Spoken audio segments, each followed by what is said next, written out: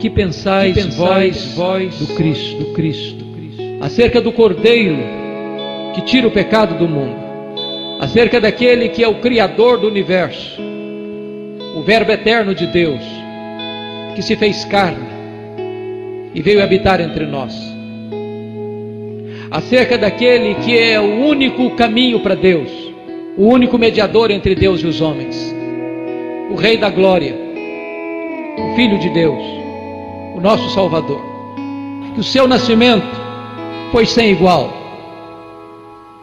Ele sendo Deus eterno, Ele sendo Deus transcendente, Ele sendo Deus onipotente, Criador dos céus e da terra, resolveu, por amor de você e de mim, se esvaziar, se fazer carne, habitar entre nós, sendo o Rei dos Reis, nasceu como servo, sendo Deus eterno, se fazer homem, sendo bendito eternamente, se tornar maldito por nós,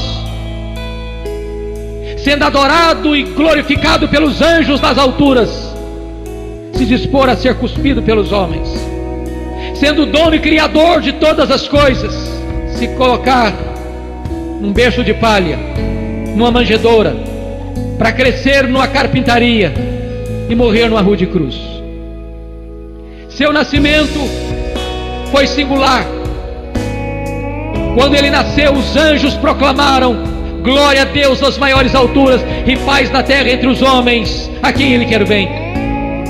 Quando ele nasceu, os anjos disseram: hoje aqui vos trago, pois, novas de grande alegria, e que o será para todo o povo. É que hoje vos nasceu na cidade de Davi o Salvador, que é Cristo, o Senhor.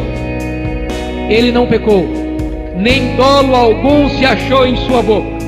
Ele andou por toda parte fazendo bem e libertando a todos os oprimidos do diabo. Sua mensagem é a mensagem da graça. Trouxe esperança, trouxe libertação. Sua mensagem trouxe salvação. Jesus pregou a verdade. Ele é a verdade eterna. Jesus Cristo falou sobre a vida, mas Ele é a vida. Jesus Cristo falou sobre libertação, mas Ele é o libertador. Ele é o profeta e Ele é a mensagem. Ele é o sacerdote e Ele é o sacrifício. Ele é o servo, mas Ele é o Rei dos Reis. Um dia Ele pegou a toalha e pegou a bacia e lavou os pés dos discípulos e disse: vós me chamais o Senhor e o Mestre, fazeis bem, porque eu o sou. Onde Jesus chegava a luz da esperança. Os cativos eram libertos, os leprosos eram purificados, os coxos levantavam e andavam, os endemoniados eram libertos, os mortos ressuscitavam.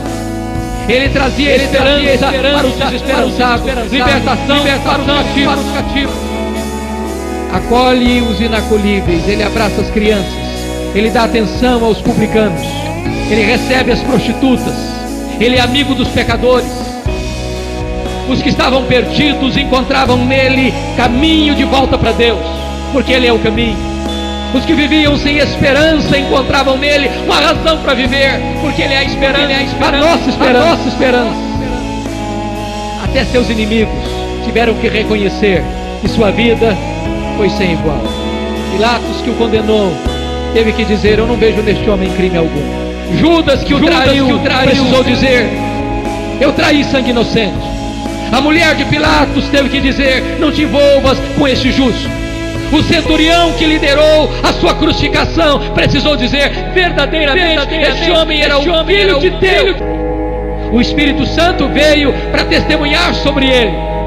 Os anjos que estão nos céus vão dizer: Ele é digno, Ele é o Cordeiro que foi morto, e Ele é digno de Ele receber toda a honra, toda a glória, todo o louvor, pelos séculos dos séculos. Sua mensagem foi sem igual. Até aqueles que foram para prendê-lo voltaram dizendo o seguinte: ninguém fala como este homem. E ele chegava para as pessoas aflitas, angustiadas, desesperadas, dizia: vinde a mim, todos vós que estáis cansados e sobrecarregados, e eu vos aliviarei. Tomai sobre vós o meu jugo e aprendei de mim, porque sou manso e humilde de coração, e achareis descanso para as vossas almas. Ele se apresentava para dizer: Se alguém tem sede, venha a mim e beba. Quem crer em mim, como diz a Escritura, do seu interior fluirão rios de água viva. Sua mensagem era mensagem de salvação. Ele vai dizer para Nicodemos, um religioso, um mestre, um líder: Nicodemos, se você não nascer de novo, você não pode ver o reino de Deus. Se você não nascer da água e do Espírito, você não pode entrar no reino de Deus. Para uma mulher proscrita da sociedade, rejeitada pelas pessoas, Jesus Cristo disse: ah, mulher, se tu conheceras quem é quem fala contigo, tu me pedirias e eu te daria a água da vida.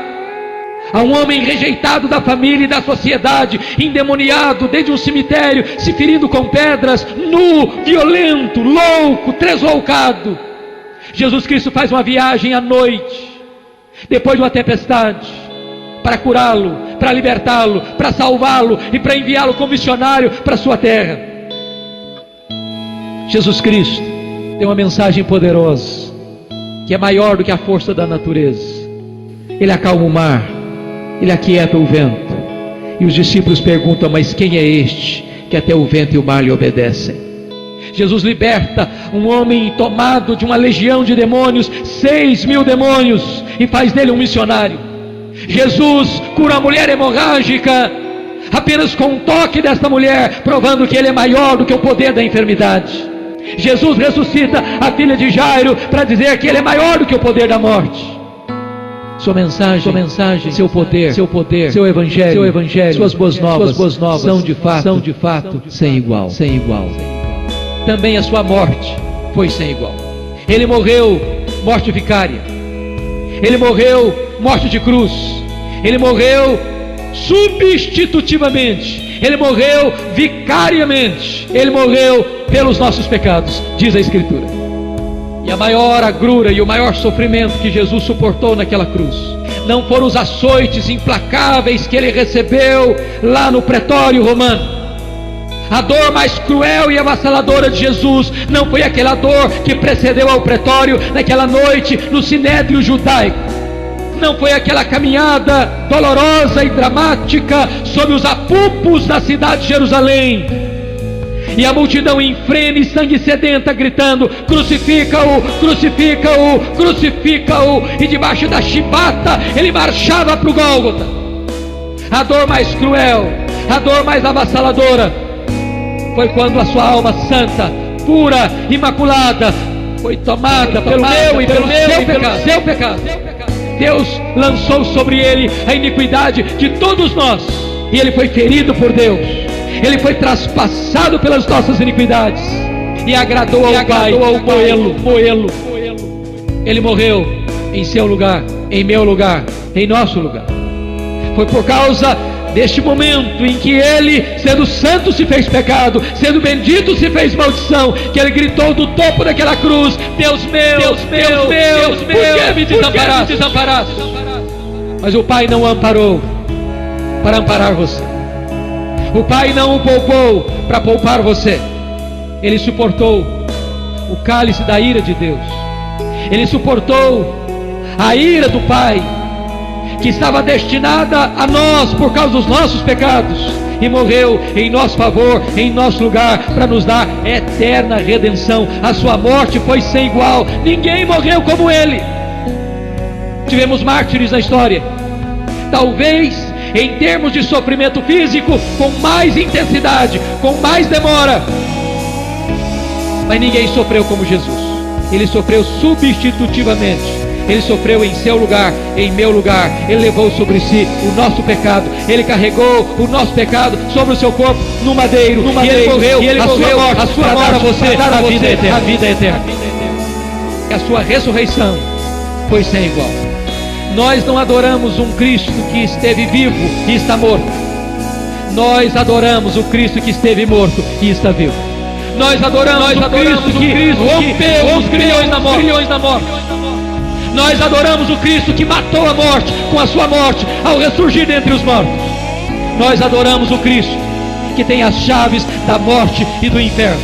Nós adoramos o Cristo que abriu a fileira da ressurreição como primícias dentre os mortos. Ele se levantou gloriosamente, vitoriosamente, triunfantemente. Nós adoramos o Cristo vencedor. Nós adoramos o leão de Judá, o Cristo que venceu a morte, o Cristo que ressuscitou, o Cristo que voltou aos céus, o Cristo que está sentado à destra de Deus. Nós adoramos o Cristo que julga o universo, o Senhor da história, que há de voltar para nos buscar, para estarmos eternamente com Ele. E hoje você pode se render a este Cristo. Você pode se render ao Filho de Deus. Ele é o Cordeiro de Deus que tira o pecado do mundo. Ele é o Filho do Deus vivo. Ele é o Salvador do mundo. Ele é o mediador. Ele é o caminho. Ele é a porta. Ele é a ressurreição e a vida. Ele é o pão da vida. Ele é a água da vida. Ele é a luz do mundo. Ele é a esperança nossa. Ele é o único que pode nos dar salvação, perdão, vida eterna, paz, alegria e segurança. Curva sua fronte. Feche seus olhos. Coloque a sua vida diante deste grande Deus, Salvador, Jesus Cristo.